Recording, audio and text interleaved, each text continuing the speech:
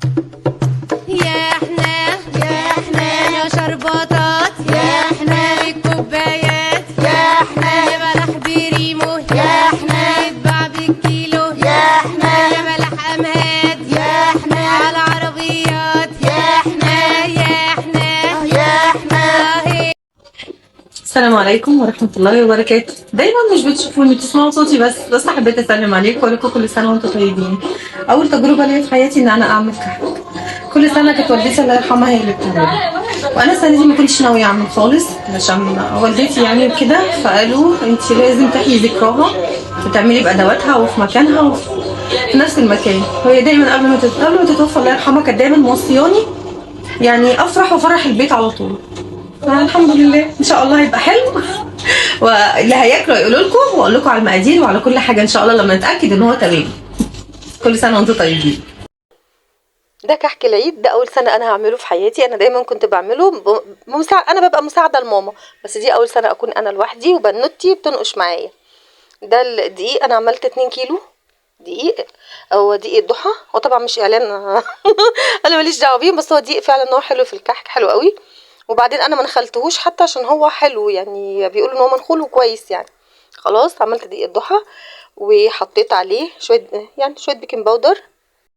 حطينا البيكنج باودر وحطينا قرفه، نص معلقه قرفه. على فكره نسيت اقول لكم كل سنه وانتم طيبين وبالعيد دايما متهنين يا رب انتوا وحبايبكم يا رب. خلاص دي ريحه الكحك.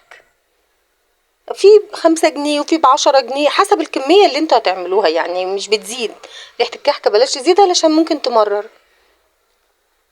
خلاص انا ماشيه مع الفيديو سنه سنه، انا بقلب اللي انا حطيتهم كويس مع الدقيق. وبعدين والله العظيم انا بعمل من الذاكره زي ما كنت شايفه ماما بتعمل. وبعدين محلبيه، حطيتها ضربتها جامد في الخلاط ومعاها سمسم. انا مش بحب السمسم يكون باين. خلاص زي ما قلت لكم برضو المحلبيه وكل الحاجات دي وريحه الكعك اللي بيحددها العطار حسب الكميه اللي عندكم. بنقلبها كويس جدا جدا قبل ما نحط عليه الزبده. انا حبيت ابين شطارتي، بس فعلا والله العظيم طلع حلو. انا ما عملتش الفيديو غير لما عملت كوبايه النسكافيه وقعدت اكل كحكايه واشرب النسكافيه معاها.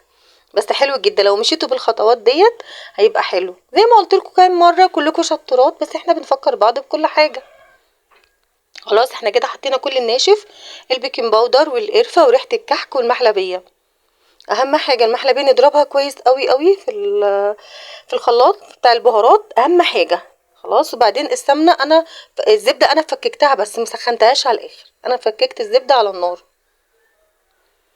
دي زبده بلدي، يعني انا عاملاها بزبده بلدي صافي. خلاص اللي هي الزبده الصفراء القوالب. خلاص انا بقلبها الاول شويه بالمعلقه الكبيره علشان هي سخنه. انا مش ادحيها بس مسخناها عشان اعرف اتعامل معاها. برضو بقولك والله مش ذاكره، انا ده كله من الذاكره زي ما كنت بشوف ماما بتعمل. دايما انا ما كنتش بحاول اتعلم علشان ماما حبيبتي الله يرحمها كانت شاطره قوي في المعجنات، فكنت بقعد اتفرج عليها انا اسوي بس في الفرن وماما اللي بتعمل. ادعوا لها بالرحمه بالله عليكم، ربنا يخليكم ويخلي لكم حبايبكم يا رب، يرحم امي يا رب. اهو احنا بنقلب السمنه، انا لسه ما بستش بقى ولا حاجه، انا لسه هبس بايدي، بس انا بقلب السمنه في الدقيق علشان كله يتشرب من بعضه. انا مش بحب اعمله في طبق كبير، انا بحب اعمل في الصينيه كده عشان بقدر اتحكم فيها. احنا بنقلبها كويس، يعني بنخلي الدقيق يتشرب من السمنه قبل ما بس كمان. ان شاء الله ماشيين معايا خطوه خطوه. صلوا على النبي يا حبايب، اللهم صل وسلم وبارك عليك يا حبيبي يا سيدي يا رسول الله.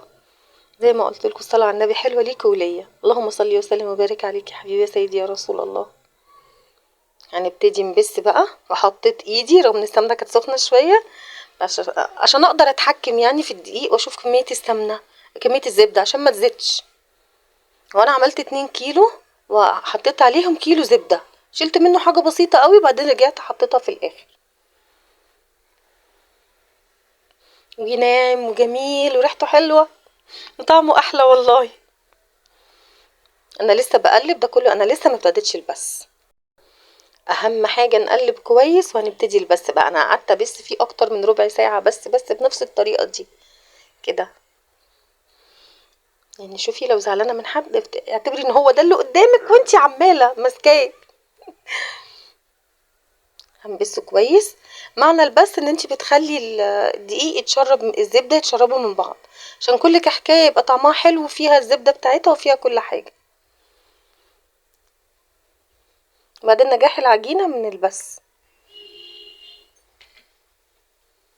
دي ازازه اسمها ريحه الزبده او ريحه السمنه البلدي. دي كانت عندنا من قبل كده، كانت ماما جايباها يعني، وانا افتكرتها وحطيتها.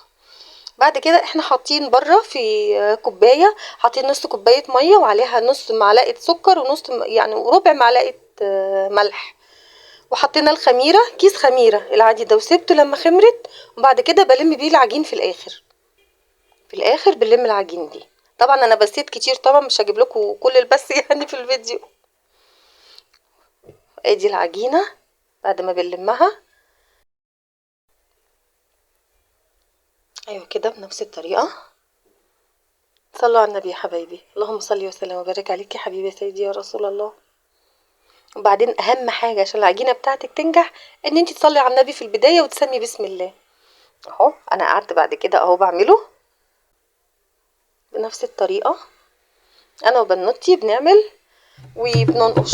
يا احنا يا شربطات، يا احنا الكوبايات، يا احنا يا بلح بريمو، يا احنا يتباع بالكيلو، يا احنا يا بلح امهات، يا احنا على عربيات، يا احنا يا احنا يا احنا.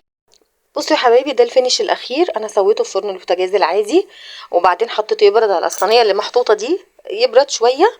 بعد ما برد على الاخر يعني سبته حوالي ساعتين، وبعدين حطيته في العلبه. او زي ما قلت لكم الفينش الاخير. والله وشكله حلو وطعمه حلو، بس هو ما يزيدش في السويه عن كده، لو زاد بيمرر يعني الكحك زيه زي الغريبه. وخلصت وبعدين عملت فنجان القهوه، وقعدت باكل كام كحكايه كده بطمن على نجاحي. كل سنه وانتم طيبين. السلام عليكم.